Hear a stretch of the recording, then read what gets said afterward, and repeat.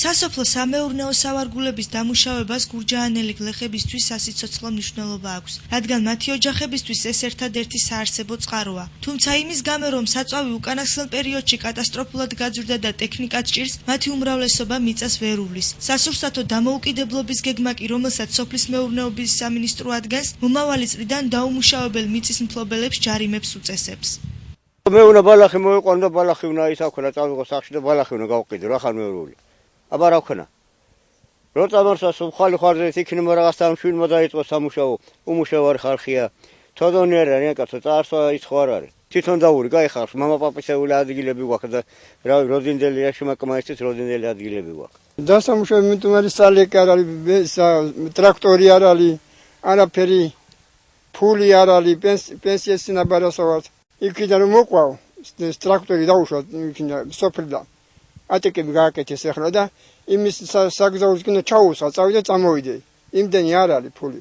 იმ დროს, როდესაც სასოფლო სამეურნეო ნაკვეთების დიდი ნაწილი წყლობით დაუმუშავებელია, გურჯაანელი გლეხების ასეთი მწვავე რეაქცია აღარავის უყვირს. ისინი ყველაზე მეტად იმან გააღიზიანა, რომ გლეხები ახალი სანქციების ამოქმედების შემდეგ იძულებული ხდებიან მათი კუთვნილი ნაკვეთი მიყიდვის ან იჯარის ფორმით გაასხვისონ.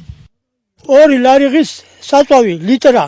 აბა როგორ დაამუშავოს გენაცვლე? ტრაქტორი ძვირია, საწვავი ძვირია. 2 ლარი მივეცი დილა 4 ლარისა ჩავაცხი ბენზინი. საწავიდე მაგ 4 ლარით ყოველ დღე რო ჩავაცხა, მე საიდან ვერ ვამუშავებთ, იმიტომ რომ გვიჭირს ეკონომიურად. 300 ლარი მაინც უნდა ავადგეს. ჯარიმების ნაცვლად გლეხებისთვის სათანადო პირობების შექმნას მოითხოვს რესპუბლიკური პარტიის გურჯაანის რაიონული ორგანიზაციის თავმჯდომარე ზვიად ყვირალაშვილი, რომელიც ამ ინიციატივას უარყოფით და დაფასებს.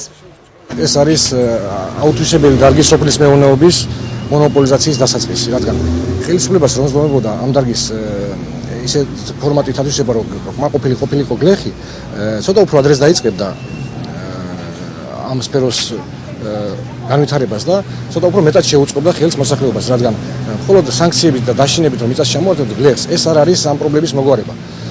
გლეხმა ძალიან კარგად იცის 1 დოლარიანი ხორბლის თესლით და 2 ლარიანი დიზელის საწვავით ნამდვილად ვერ შეძლებს იმ პროდუქციის მოყვანას, თვითონაც უკმაყოფილი იყოს და ბაზარზეც გამოიტანოს. ამიტომ გლეხს ამის სწავლება არ ჭირდება, გლეხს არ ჭირდება მუშაობის სწავლება და შრომის სწავლება. მას ჭირდება მხარდაჭერა. საპირისპირო სამტკიცებს გამგეობის სოფლის მეურნეობის დარგის სპეციალისტი ჯემალ შალაშვილი და იმ აზრს ეთანხმება, მიწა იმის ხელში არ უნდა იყოს, ვინც მისი დამუშავებით დაინტერესებული არ არის.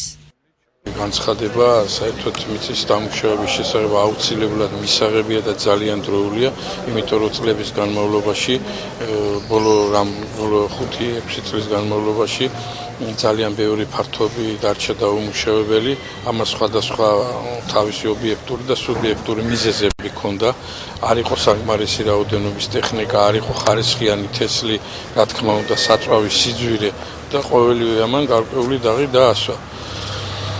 ამის გამოსასწორებლად გარკვეული ნაბიჯები გადაიდგა. გურჯაანის მუნიციპალიტეტში სულ 20,000 ჰექტარი მიწის ფართობია. ოფიციალური ინფორმაციით აქედან 60% დაუმუშავებელია. არაოფიციალურად კი ეს რიცხვი გაცილებით დიდია. ამავე გეგმის თანახმად შეიქმნება მიწის ბანკი და საინფორმაციო ცენტრი, რათა ინვესტორებმა მარტივად შეძლონ სასურველი მიწის ნაკვეთის შეძენა. შეძლოთ თუ არა ამ ნაბიჯით მთავრობას სოფლის მეურნეობის განვითარებას და გლეხების დაინტერესებას, ეს პროგრამის ამოქმედების შემდეგ 2011 წლიდან გაირკვევა.